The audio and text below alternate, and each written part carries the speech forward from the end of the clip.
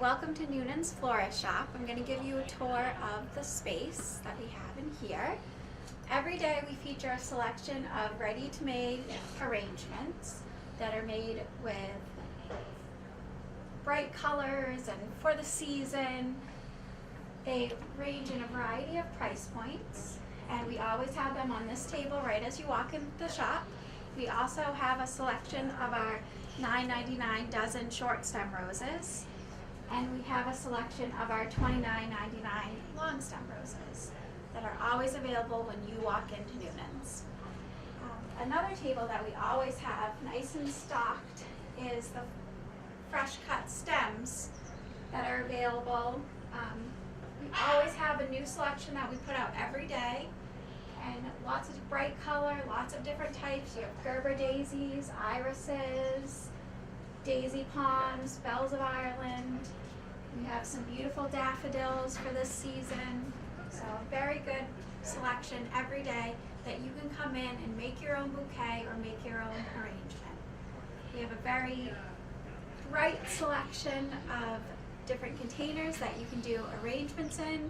You can also put plants in them. So we always have a good selection all around the shop. We have our bright colors. We have some beautiful blue colors right now. And we have some beautiful kind of pastel colors for this spring.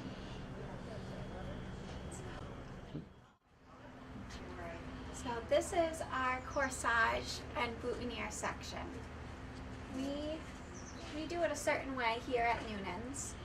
We offer our girls and our boys to come and select a bracelet to match the girl's dress, to select a base to match their dress, and then they also get to select the flowers that go into the corsage.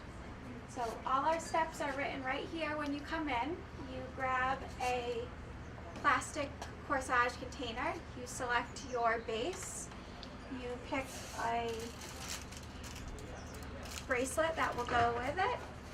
You have the staff member write down what flowers you want it, and you're good to go, and we make it on the day of your prom.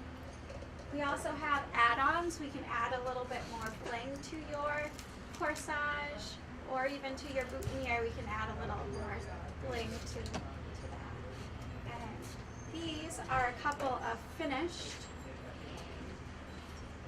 corsages that we offer here at Nunan's Florist.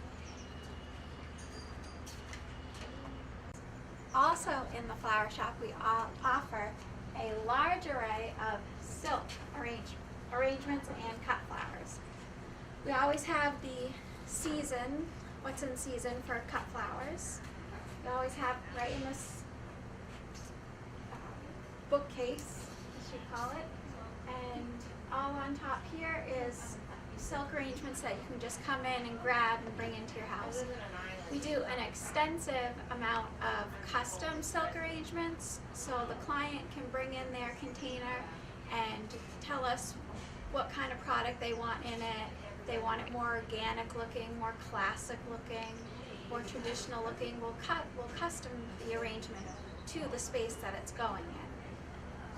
So right now we have all our spring product in. We have a lot of hydrangea, we have some sunflowers in.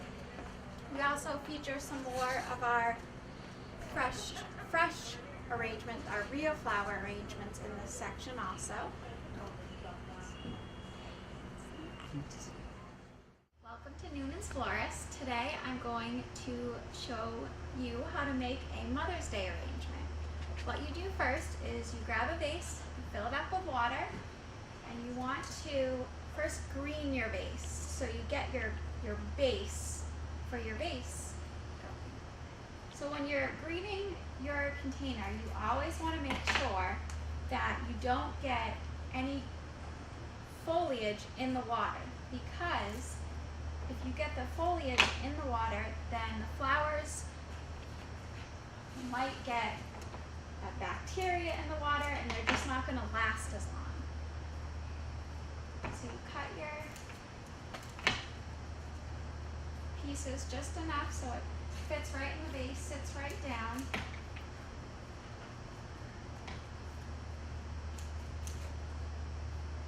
container. So this is leather leaf that we just used to create our bottom of our arrangement. Next, we're going to take some emerald palm and just add a little touch of this, just as more to create our structure.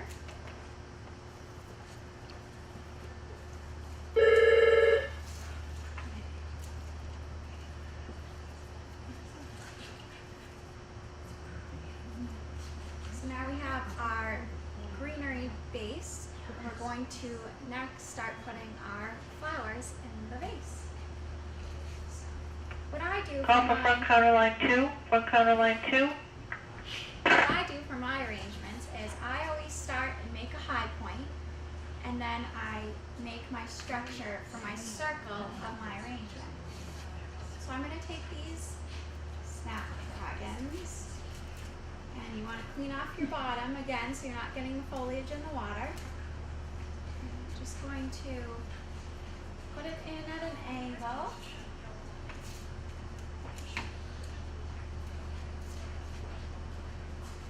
Kind of get my circle going in the arrangement. This one is going to be my tallest point. Kind of just judge proportionately to the base. So I'm starting to make my shape of the arrangement. Next, I'm going to put some blue hydrangea in. You want to take off the leaves because leaves equal energy, and you want your energy to go to your flower and not the leaves. So take that off. With a hydrangea, you always want to cut it in a nice kind of scoop so you get all the white to show in the hydrangea. It makes it last a lot longer because it drinks from this white point.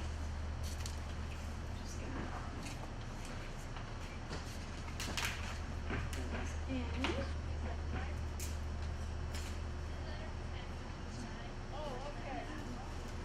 So again, we're making our circle, our outlines, to where the other product will follow. I'm going to select a stargazer lily for our next flower. And again, we're just making that circle. And again, taking off the foliage.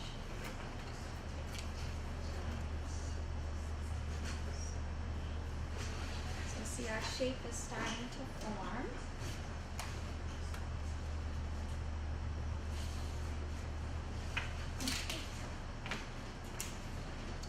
And with the stargazer lilies, you always want to take the pollen out because the pollen can stain the beautiful flower. So you just pull those out, throw them away. We've got a beautiful lily left.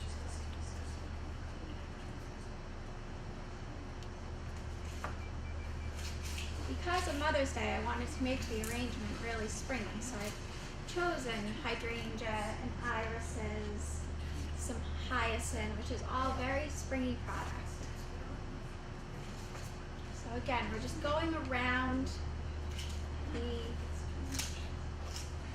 arrangement to keep making that shape. We're putting these at a little higher level so that we can see them. As you can see, we put the hydrangea at a low level. We put our snapdragons at a lower level. We did the lilies kind of in the middle, and we're kind of doing the irises in the middle also.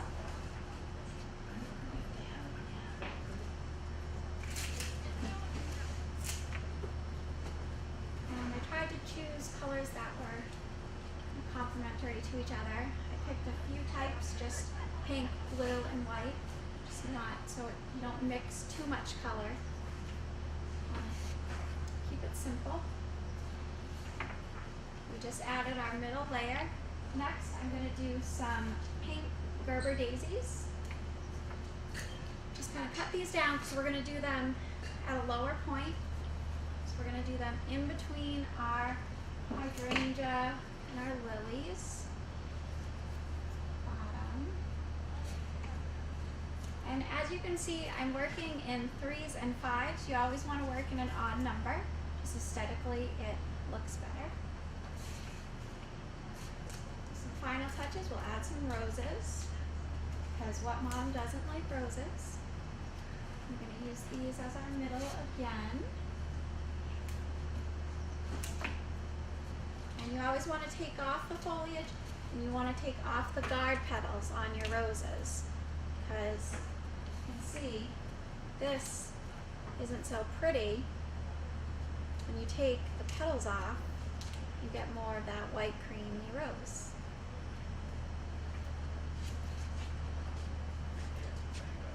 And again, we always keep just twisting the arrangement. And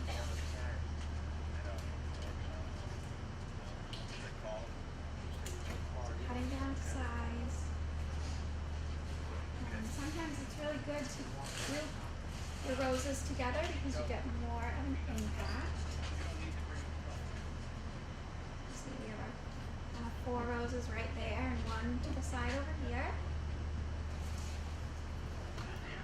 So next is Alstroemeria. I'm putting some nice pink Alstroemeria to go with the Gerber daisies and the Stargazer lilies. This I'm going to do just a little bit higher, just to bring the flowers up to that top snapdragon.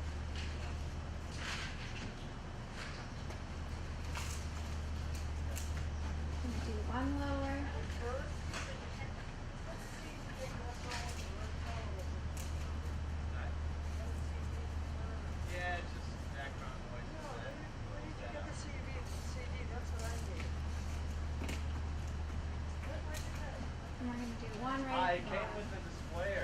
Just again to fill out that bottom so we get that nice shape. We're going to add some very beautiful smelling hyacinth and some blues, some pinks.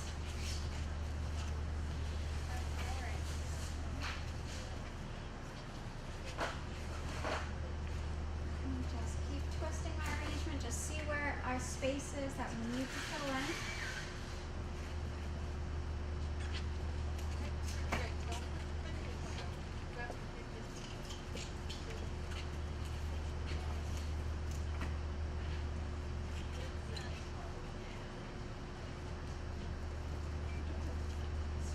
And then our final touch,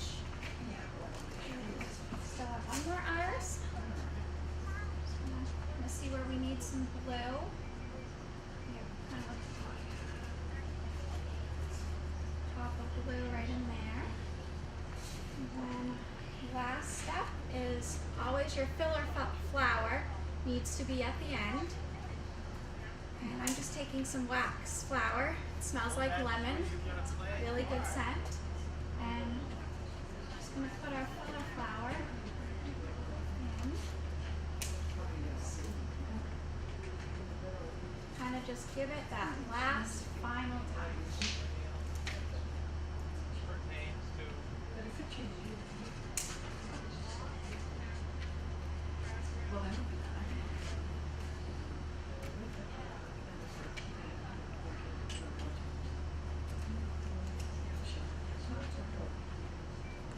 It just gives it very much of a loose and airy feel. Gives it very much of a spring feel.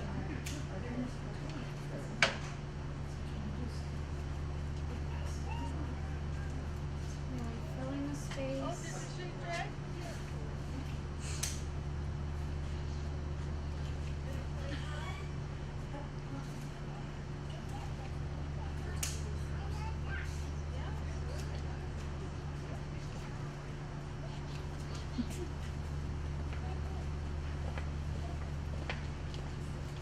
Kind of fluff up some of the product that kind of got stuck down there when we were putting some things in. And you have your Mother's Day arrangement. Hi again. This is an example of a tablescape for a bridal shower that's happening this April. This is an example of a non-traditional centerpiece. What we've taken is we've taken both plants and arrangements and put them together on some beautiful moss. And the theme of the bridal shower is a Victorian theme. So we have these really nice little teacups, we have some really cute little doves, we have more of a Victorian style container, we have a little bird basket right here that we have a nice ivy plant in, which ivy kind of represents the romanticism of the event.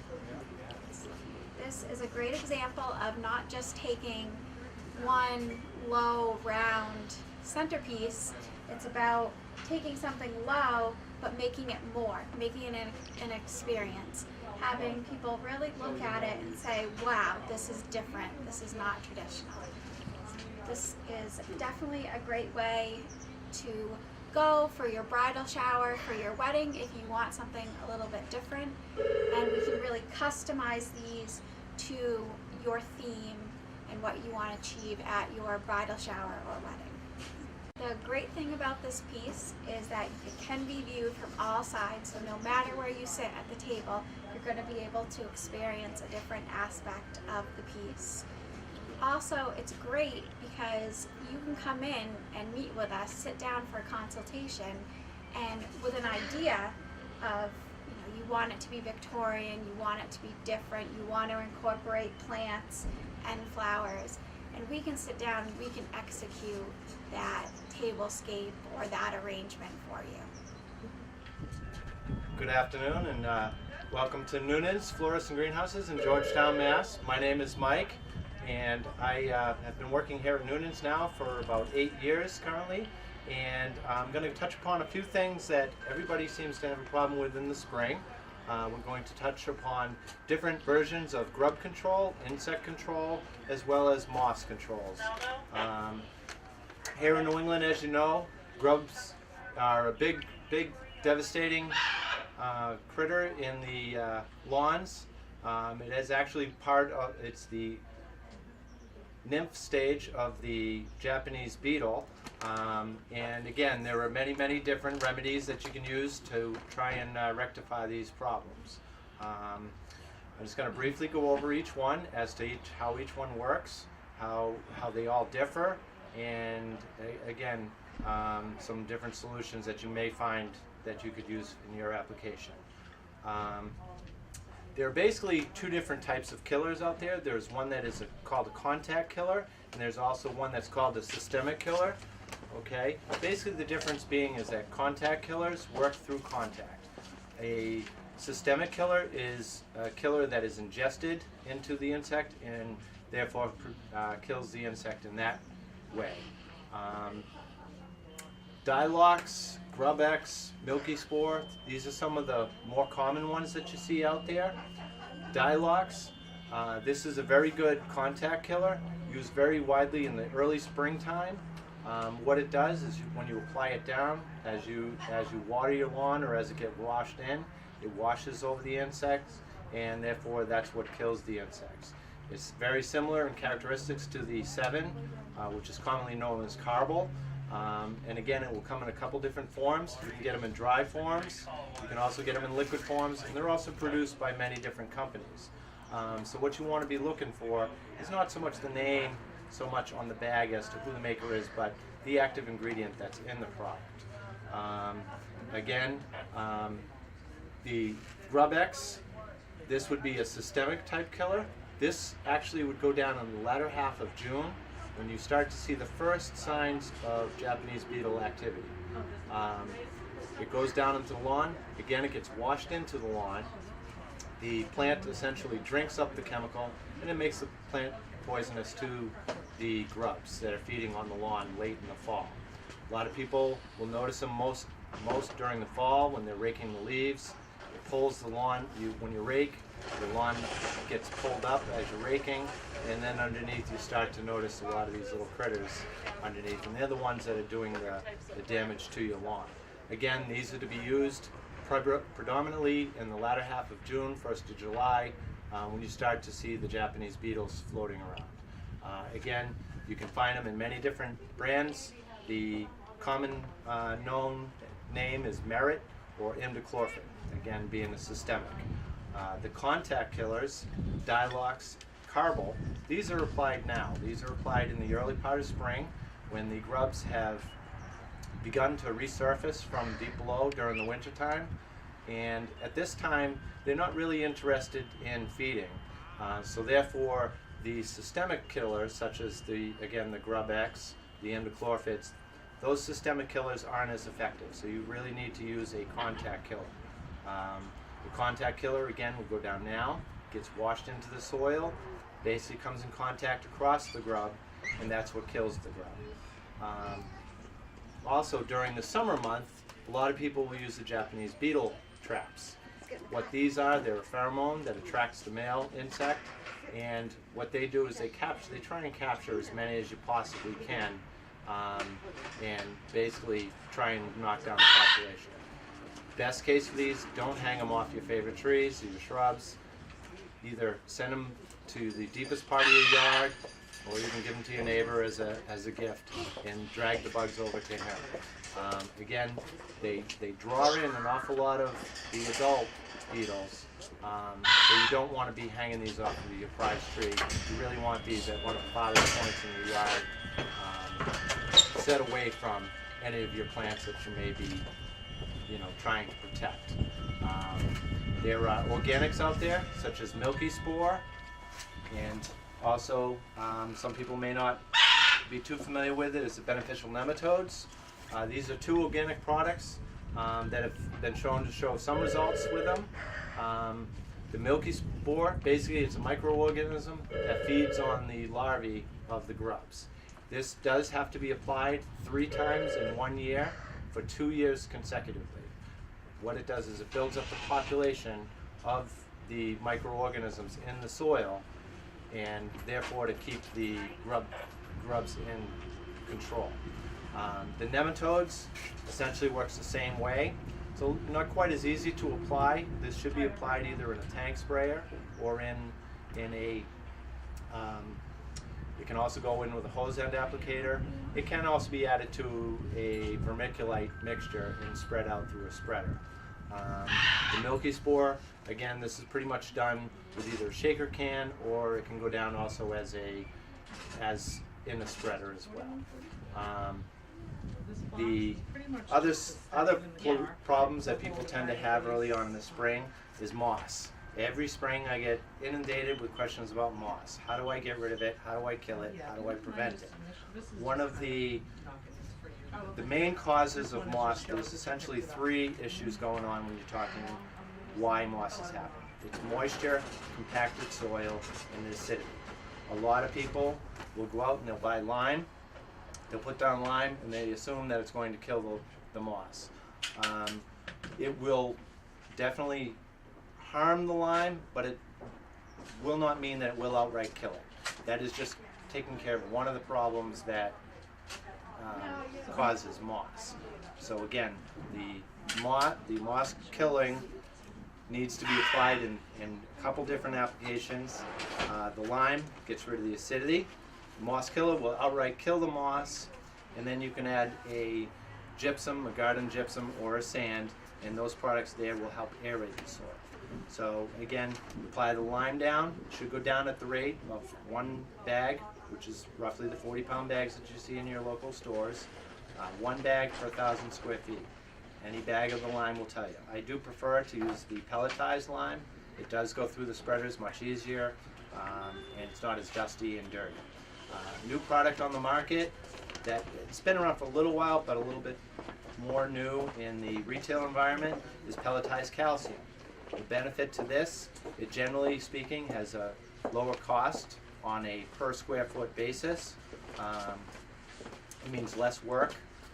This same bag right here, this bag will do 5,000 square feet as opposed to this bag that'll do 1,000 square feet. So you need 5 40-pound bags to equal the same amount of essentially calcium to rectify an acidity problem. A good pH level should be at about a 6.5 to a 7 for a good healthy lawn and your general flower beds and shrubs and whatnot.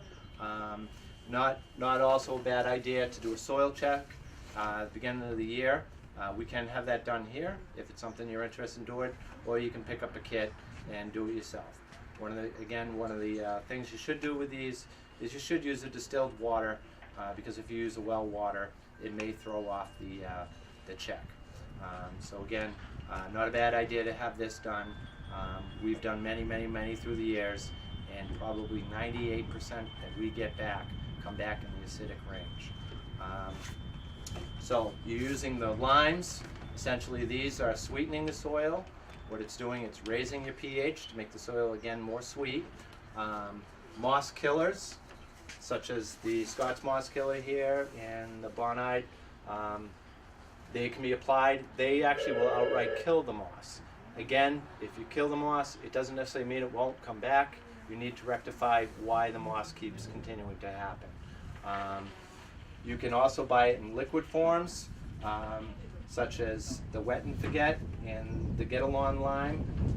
These are products that can go down, and they can be applied to your rooftops, driveways, walkways without doing any harm. The product should be washed off of any plants if you put it on in excess. Just wash it or rinse it off with fresh water. But again, read the labels just to make sure that it is safe for asphalt and such. But many of them are nowadays. So the garden gypsum or your regular old play sand. These items here, what they're used for is for soil compaction. Soil compaction is when the soil is very compacted with a lot of organic material.